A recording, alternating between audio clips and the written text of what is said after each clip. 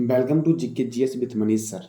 आज 16 अगस्त 2022 है और आज के जितने भी महत्वपूर्ण करंट अफेयर हैं वो हम इस वीडियो में डिस्कशन करेंगे। तो आइए शुरू करते हैं आज का पहला प्रश्न। आज का पहला प्रश्न है, हाल ही में प्रधानमंत्री मोदी जी के द्वारा स्वतंत्रता दिवस पर के अवसर पर लाल किले पर कौन से नंबर का झंडा फहराया गया? तो मोदी जी ने 9वीं बार लाल किले पर झंडा फहराया है। कितनी बार? 9वीं बार। ठीक है। अब मोदी जी से पहले कौन कौन से व्यक्ति ने झंडा फहराया सर्वाधिक बार? ठीक है, तो केवल केवल पूर्व प्रधानमंत्री जवाहरलाल नेहरू 17 बार, इंदिरा गांधी 16 बार और मनमोहन सिंह ने 10 बार लाल किले पर झंडा फहराया है। अगर आपसे एग्जाम में पूछा जाए कि निम्नलिखित में कौन से प्रधानमंत्री ने सबसे अधिक बार लाल किले पर झंडा फहराया है, तो वह है जवाहरलाल नेहरू। पंडित जवाहरलाल नेहरू ने 17 बार लाल किले पर झंडा फहराया है। कितनी बार? 17 बार लाल किले पर झंडा फहराया है पंडित जवाहरलाल नेहरू ने। ठीक है, अब देखते हैं नेक्स्ट क्वेश्चन। अगला प्रश्न है हमारा, हाल ही में कहाँ ग्राम रक्षा गार्ड योजना शुरू किया गया है? देखो, नाम से ही समझ रहे हैं आप कि ये गांव की रक्षा के लिए होगा ये। तो ये जो शुरू किया गया है आपका, वो जम्मू कश्मीर में शुरू किया गया है। कहाँ शुरू किया गया है? जम्मू कश्मीर में। जम्मू कश्मीर में हाल ही में ग्राम रक्षा गार्ड योजना शुरू किया गया, यानी कि जम्मू कश्मीर को आतंकवादी गतिविधि से बचाने के लिए वहाँ पे ये योजना शुरू किया गया है। अब जम्मू कश्मीर, तो जम्मू कश्मीर में आपका डांचीग्राम अभ्यारण्य है। जम्मू कश्मीर में किश्तवाड़ नेशनल पार्क है। तुलबुल तुलबुल परियोजना झेलम नदी पर है जम्मू कश्मीर में। पालक दुल जल विद्युत परियोजना मारूसुदर नदी पर है। किस नदी पर है? मारूसुदर नदी पर है। जम्मू कश्मीर में डल झील है, बूलर झील, वेरीनाग झील, मानसबल झील, शेषनाग झील, अनंतनाग झील और नागिन झील कहाँ पे है? जम्मू कश्मीर में है। डल झील से याद रखिएगा कि डल झील मीठे पानी की सबसे बड़ी झील जो आपकी है वो है डल झील। कौन सी झील है? तो मीठे पानी की सबसे बड़ी झील जो आपकी है वो है डल झील, जो कहाँ पे है? जम्मू कश्मीर में है। अब देखिए, यहाँ पे है काराकोरम दर्रा, जोजिला दर्रा, पीर पंजाल दर्रा, बनिहाल दर्रा और बुर्जिला दर्रा कहाँ पे है? जम्मू कश्मीर में है। ठीक है, और मैंने कल बताया था आपको कि श्रीनगर अंतर्राष्ट्रीय हवाई अड्डे पर उम्मीद मार्केट प्लस का उद्घाटन किया गया। क्या शुरू किया गया? उम्मीद मार्केट प्लस। और ये जम्मू कश्मीर के उपराज्यपाल मनोज सिन्हा जी के द्वारा शुरू किया गया। इसके द्वारा शुरू किया गया, तो जम्मू कश्मीर के उपराज्यपाल मनोज सिन्हा जी के द्वारा अभी जम्मू कश्मीर के हवाई अड्डे, श्रीनगर के हवाई अड्डे पे आपका उम्मीद मार्केट प्लस शुरू किया गया है। अब अगला प्रश्न देखते हैं। अगला प्रश्न है हमारा, हाल ही में किस बैंक ने जमा योजना उत्सव शुरू किया? तो जमा योजना उत्सव एसबीआई के द्वारा शुरू किया गया। किसके द्वारा शुरू किया गया? एसबीआई। एसबीआई का फुल फॉर्म होता है स्टेट बैंक ऑफ इंडिया। इसका मुख्यालय है मुंबई में। कहाँ है? मुंबई में। और इसके चेयरमैन है दिनेश कुमार खरा। कौन है चेयरमैन? दिनेश कुमार खरा। और एसबीआई की स्थापना हुई थी 1 जुलाई, सॉरी यहाँ पे 1955 95 टाइप हो गया है। इसकी स्थापना हुई थी 1 जुलाई 1955 को। एसबीआई की स्थापना कब हुई थी? तो 1 जुलाई 1955 को एसबीआई की स्थापना हुई थी। अब देखते हैं नेक्स्ट प्रश्न। नेक्स्ट प्रश्न है, सर्वाधिक रामसर स्थल भारत के किस राज्य में है? सर्वाधिक रामसर स्थान जो आपका है वो भारत के किस राज्य में है? तो तमिलनाडु में है। कहाँ पे है? तमिलनाडु में। और दूसरे स्थान पे आपका जो है ये उत्तर प्रदेश है। कौन है? तो दूसरे स्थान पे जो आपका है ये उत्तर प्रदेश है।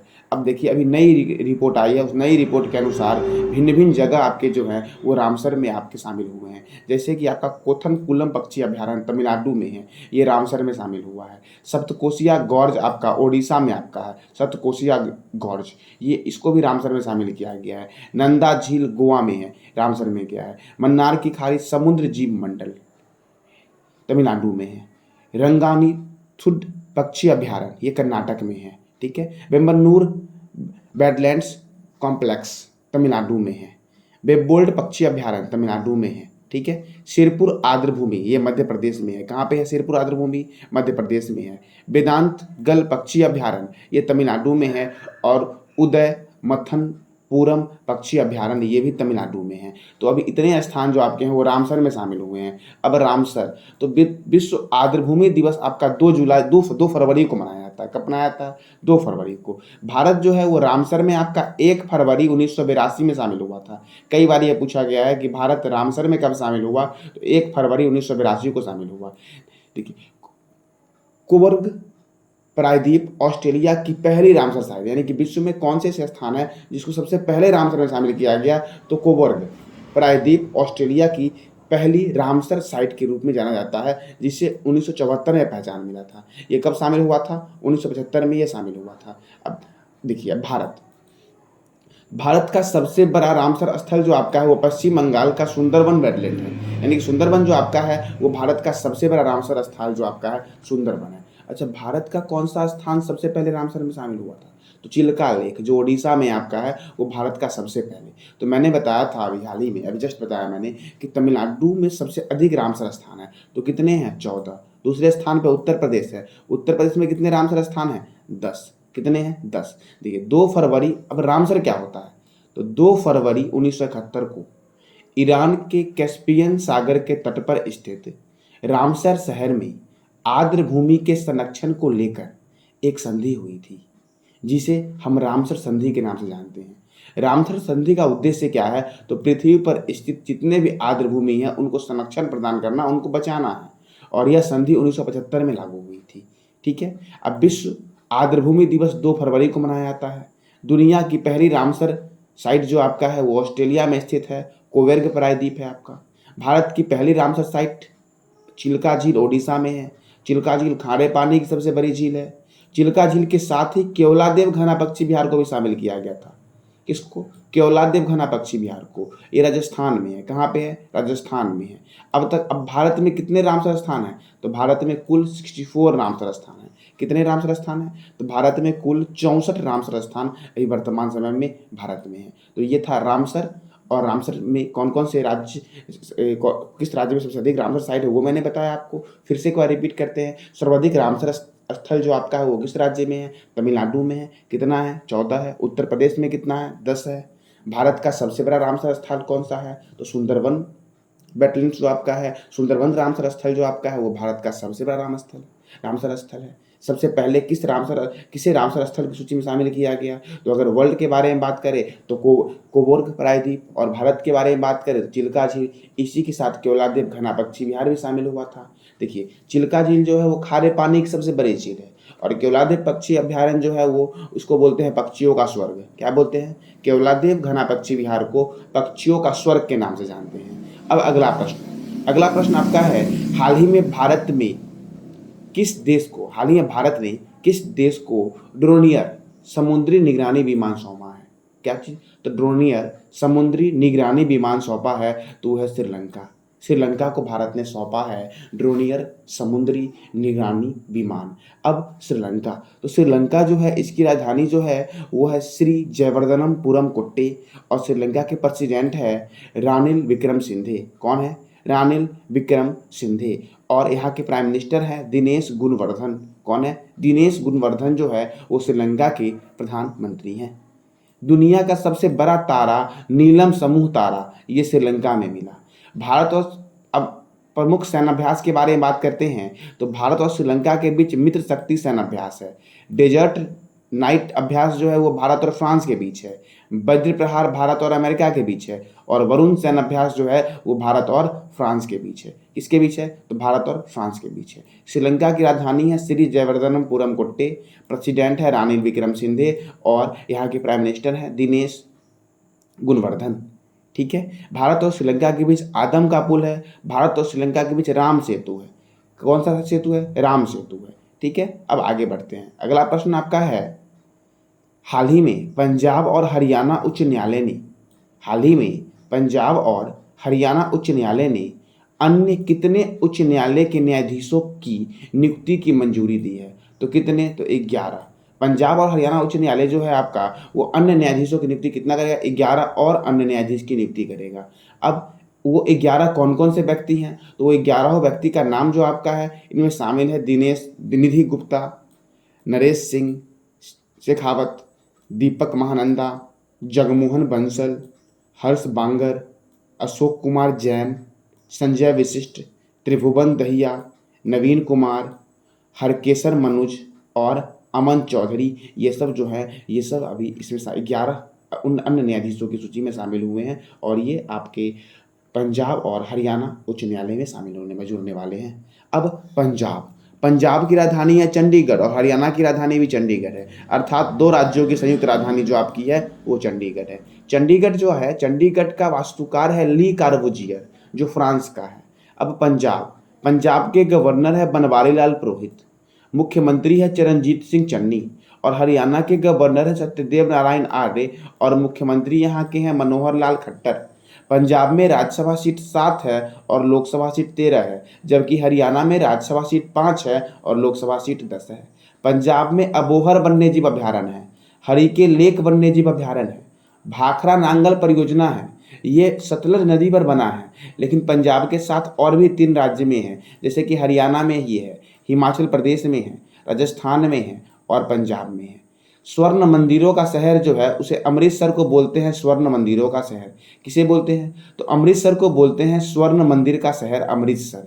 बगीचों का शहर पंजाब के कपूरथला को बोलते हैं, और 5 नदियों की भूमि पंजाब को बोलते हैं, और उस 5 नदी में शामिल है झेलम नदी, चिनाब नदी, रावी नदी, ब्यास नदी और सतलज नदी। यहाँ पे एक हवाई अड्डा है जिसका नाम है श्री गुरु रामदास जी इंटरनेशनल एयरपोर्ट, अमृतसर में है। कौन सा? तो श्री गुरु रामदास जी अंतर्राष्ट्रीय हवाई अड्डा अमृतसर में है। अब हरियाणा, हरियाणा की राजधानी है चंडीगढ़, गवर्नर है सत्यदेव नारायण आर्य, मुख्यमंत्री है मनोहर लाल खट्टर, राज्यसभा सीट 5 है और लोकसभा सीट 10 है। सुल्तानपुर नेशनल पार्क हरियाणा में, सौरिहंद परियोजना या सौरिहंद नहर आपका कहाँ है? तो ये हरियाणा में है और ये सतलज नदी के किनारे है। नेशनल डेयरी रिसर्च इंस्टीट्यूट कहाँ पे है? करनाल में है। कहाँ पे है? तो नेशनल डेयरी रिसर्च इंस्टीट्यूट जो आपका है वो करनाल में है। National brain research centre Gurgaon में है। कहाँ पे है? गुड़गांव में। महाराजा अग्रसेन अंतर्राष्ट्रीय हवाई अड्डा कहाँ है? हिसार में है। महाराजा अग्रसेन इंटरनेशनल एयरपोर्ट हिसार में है, और पंजाब में है श्री गुरु रामदास जी अंतर्राष्ट्रीय हवाई अड्डा। ये कहाँ पे है? अमृतसर में है। तो ये था आपका पंजाब और हरियाणा। थोड़ा ज़्यादा ये लोड मैंने दे दिया आप लोगों को, ये धीरे धीरे आप लोगों को याद हो जाएगा। बार बार रिपीट करने से क्या होगा? याद हो जाएगा। मैं जो भी ये क्वेश्चन बता रहा हूँ ये आपके एग्जाम के पॉइंट ऑफ व्यू से बहुत ही ज़रूरी है। देखिए मैं करंट अफेयर आपको बहुत कम करवा रहा हूँ, स्टैटिक में ज़्यादा करवा रहा हूँ। आपका करंट अफेयर 10-15 करवा रहा हूँ मैं पर डे आपको, और स्टैटिक में अधिक मात्रा में करवा रहा हूँ। तो स्टैटिक पे खास करके स्टैटिक पे ध्यान दें। एग्जाम जो होता है आपका वो स्टैटिक पे विशेष करके जोर देता है। ठीक है, अब आगे बढ़ते हैं। अगला प्रश्न आपका है, हाल ही में दलाल स्ट्रीट के बिगबुल नाम से प्रसिद्ध या लोकप्रिय किस व्यक्ति का 14 अगस्त 2022 को निधन हो गया है? तो उनका नाम है राकेश झुनझुनवाला। राकेश झुनझुनवाला जो आपके हैं वो 36वें नंबर के अरबपति हैं। भारत में 26वें नंबर के अरबपति हैं, और इनकी संपत्ति जो है वो है $5.8 बिलियन। क्या है? तो $5.8 बिलियन है, और ये झुनझुनवाला, राकेश झुनझुनवाला जो आपके हैं वो भारत के 36वें नंबर के अरबपति हैं। अब अगला प्रश्न आपका है, हाल ही में किस राज्य सरकार ने अपने तटों की रक्षा के लिए राष्ट्रीय समुद्री प्रौद्योगिकी संस्थान के साथ समझौता किया है? तो वो राज्य है ओडिशा। ओडिशा ने अपने तटों की रक्षा के लिए, समुद्री तट की रक्षा करने के लिए किसके साथ समझौता किया है? तो राष्ट्रीय समुद्री प्रौद्योगिकी संस्थान के साथ किया है। अब देखिए तट के बारे में आता है, तो देखिए तट भारत का ये है प्रायद्वीपीय हिस्सा। ठीक है, भारत का ये जो है वो है प्रायद्वीपीय हिस्सा। यहाँ पे आपका गुजरात है, यहाँ पे आपका महाराष्ट्र है, यहाँ पे कर्नाटक है, यहाँ पे केरल है, और महाराष्ट्र और कर्नाटक के बीच यहाँ पे गोवा है, यहाँ पे तमिलनाडु है, यहाँ आंध्र प्रदेश, यहाँ ओडिशा, और ऊपर में आपका है वेस्ट बंगाल। क्या है? वेस्ट बंगाल। यानी कि भारत के तट वाले राज्य जो आपके हैं वो 9 हैं। 1 गुजरात, महाराष्ट्र, गोवा, कर्नाटक, केरल, तमिलनाडु, आंध्र प्रदेश, ओडिशा और पश्चिम बंगाल। ये भारत के 9 तटवर्ती राज्य हैं। तो भारत के कितने तटवर्ती राज्य हैं? 9 तटवर्ती राज्य हैं। इस 9 में से ओडिशा ने अपने तट की रक्षा के लिए किसके साथ समझौता किया है? तो राष्ट्रीय समुद्री प्रौद्योगिकी संस्थान के साथ ओडिशा ने समझौता किया है। अब ओडिशा के बारे में बात करते हैं। तो ओडिशा की राजधानी है भुवनेश्वर, मुख्यमंत्री है नवीन पटनायक, गवर्नर है गणेशी लाल, राज्यसभा 10 है, लोकसभा 21 है। ओडिशा की स्थापना 1 अप्रैल 1936 को हुई। देखिए जीएसटी 2021 में जीएसटी संग्रह के मामले में ओडिशा प्रथम हुआ है।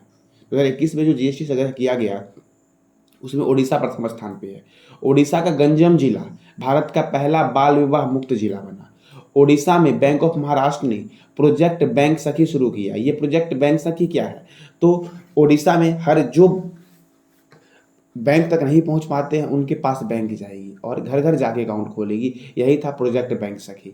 स्वर्ण रेखा सिंचाई परियोजना ओडिशा में चल रहा है।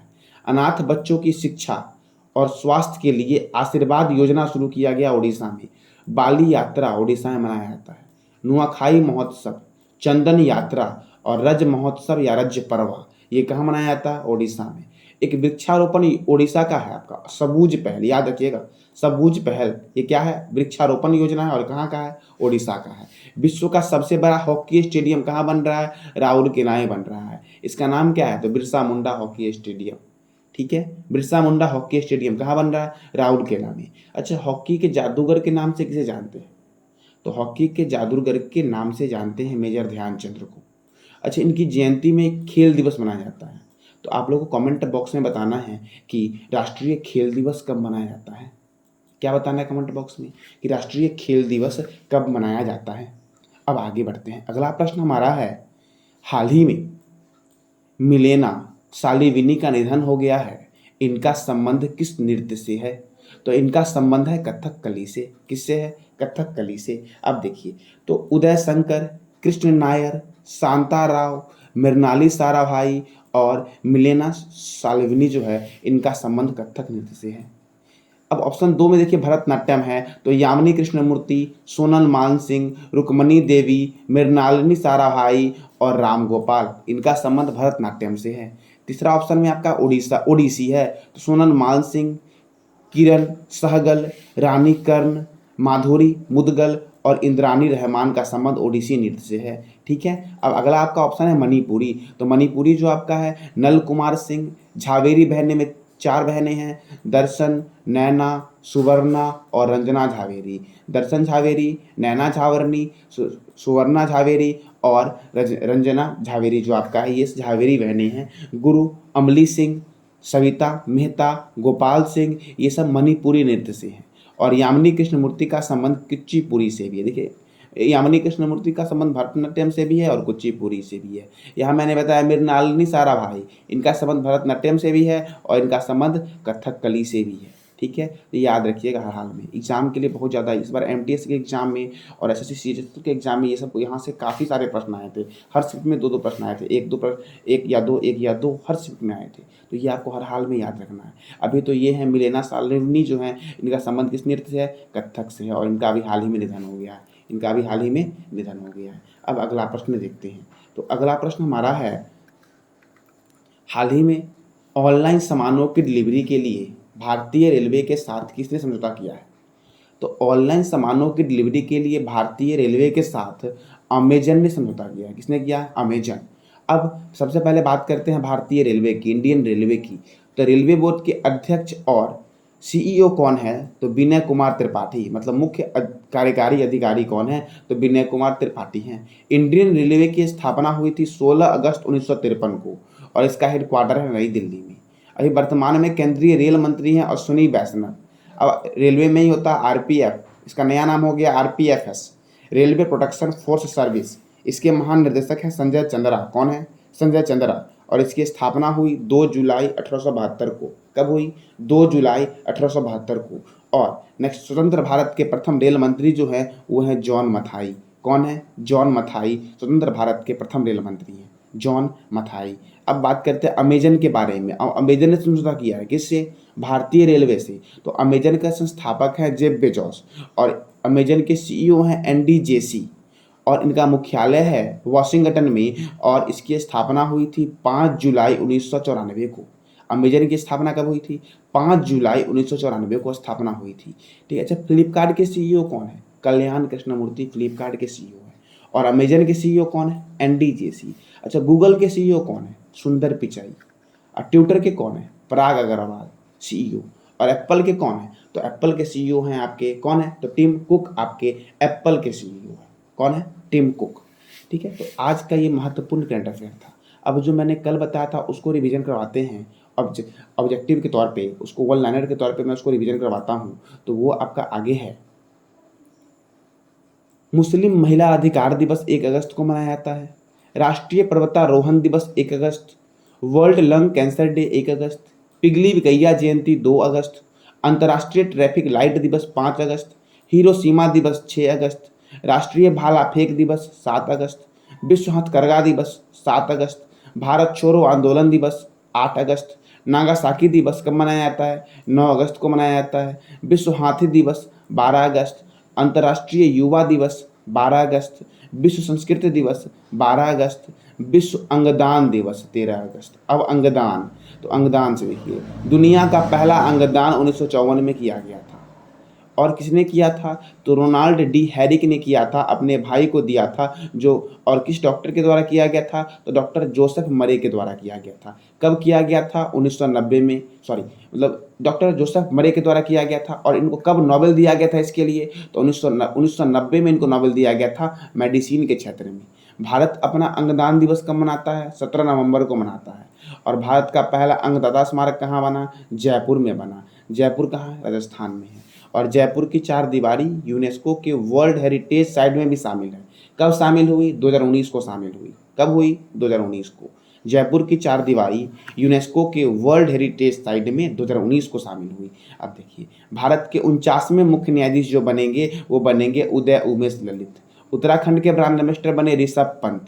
और किस राज्य के मुख्यमंत्री ने बुनकरों के लिए नेथन्ना बीमा योजना शुरू किया? तेलंगाना ने। केंद्रीय प्रधानमंत्री ने मंत्रिमंडल राष्ट्रीय आवास योजना को जारी रखने की मंजूरी कब तक दी है? 2024 तक दी है। कब तक दी है? 2024 तक। अब आगे देखते हैं। आगे मैंने बताया था फिश एंड सी फूड नामक पुस्तक का विमोचन किसने किया? तो केंद्रीय मत्स्य पालन एवं पशुपालन मंत्री पुरुषोत्तम रूपाला ने किया।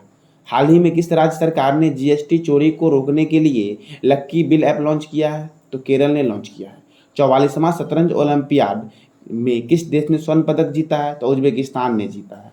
44वां शतरंज ओलंपियाड कहाँ हुआ था? तमिलनाडु के चेन्नई में हुआ था। 44वां शतरंज ओलंपियाड 2024 कहाँ होगा? बुडापेस्ट में होगा। हंगरी की राजधानी है बुडापेस्ट। 46वां कहाँ पे होगा? उज्बेकिस्तान में होगा। एक नया वर्चुअल स्पेस म्यूजियम स्पार्क किसने लॉन्च किया है? तो इसरो ने किया है। किसने लॉन्च किया है? इसरो ने। फ्रांस का सर्वोच्च नागरिक सम्मान सेलेवियर दी ला लीजियन दी ऑनर से किसे सम्मानित किया गया? तो कांग्रेस के नेता है शशि थरूर, उनको किया गया। भारत और किस देश के बीच पहला द्विपक्षीय वायुसेना अभ्यास उदार शक्ति का आयोजन हुआ है? तो मलेशिया के बीच, भारत और मलेशिया के बीच हुआ है। ठीक है। भारत की पहली अंडर वाटर मेट्रो सेवा का उद्घाटन किस शहर में हुआ? कोलकाता में हुआ। भारत का पहला हिमालयन मसाला उद्यान कहाँ स्थापित किया जाएगा? तो धर्मशाला में, हिमाचल प्रदेश के धर्मशाला में। अंतर्राष्ट्रीय शतरंज महासंघ के नए अध्यक्ष कौन बने हैं? तो विश्वनाथन आनंद बने हैं। दुनिया का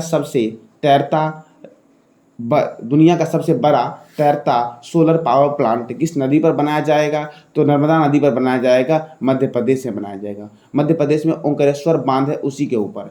और नर्मदा नदी पे एक धुआंधार वाटरफॉल भी नर्मदा नदी पर ही आपका है।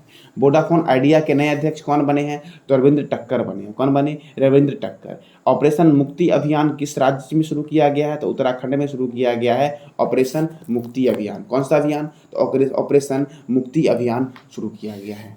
तो आज का ये मैंने आपको बताया महत्वपूर्ण करंट अफेयर, और जो मैं पिछले क्लास में आपको बताया था वो मैंने आपको वन लाइनर के रूप में रिवीजन करवाया। अगर आपको जानकारी अच्छी लगी हो तो चैनल को लाइक करें और सब्सक्राइब करें और शेयर करें। धन्यवाद।